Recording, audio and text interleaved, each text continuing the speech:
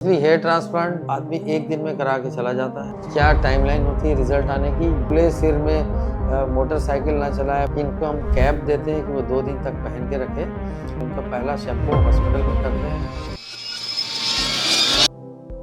नमस्ते, मैं doctor Sunil Kalda, plastic and cosmetic surgeon, director Kalda burn and plastic surgery centre Raipur.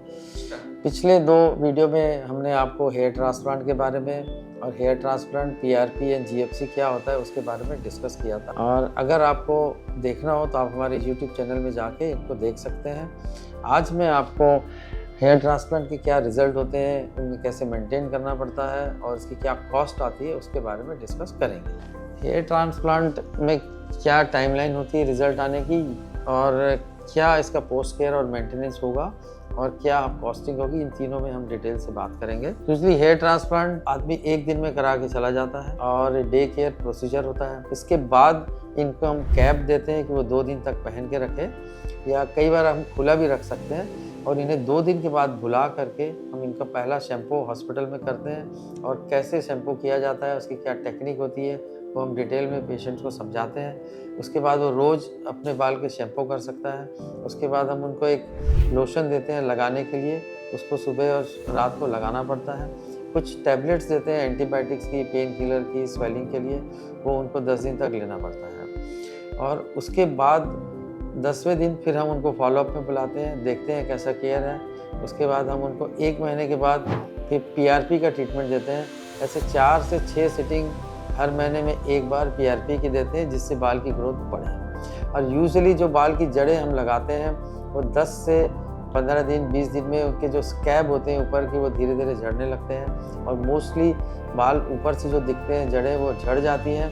फिर 3 महीने के बाद ये बालों की ग्रोथ चालू होती है और ये ग्रोथ परमानेंट होती है। अब शुरू में हम इनको अवॉइड करते हैं कि बहुत माने खुले सिर में मोटरसाइकिल ना चलाए, बहुत तेज़ हवा में ना जाए, बहुत ज़्यादा रगड़ के शैम्पू ना करें।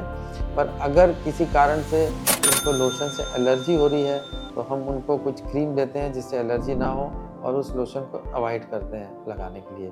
और कहीं भी अगर बहुत ज़्यादा खुली हवा में जाना है कैप लगा के जा सकते हैं। और यूजुअली ये बाल जब 3 से 6 महीने के बाद आते हैं ये परमानेंट होते हैं। ये बाल उगते हैं, बढ़ते हैं, इनको आप कटिंग कर सकते हो, शैम्पू कर सकते हो, इनमें मुंडन करा सकते हो।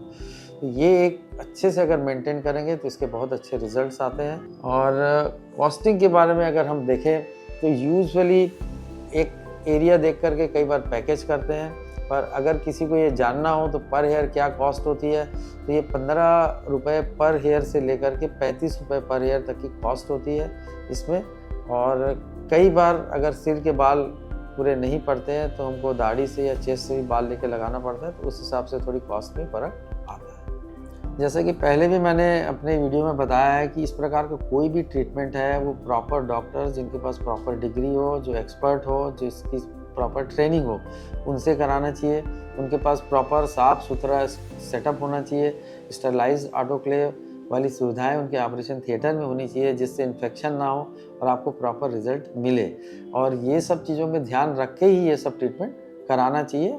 और ये बहुत ही सिंपल प्रकार के ट्रीटमेंट होते हैं। Thank you.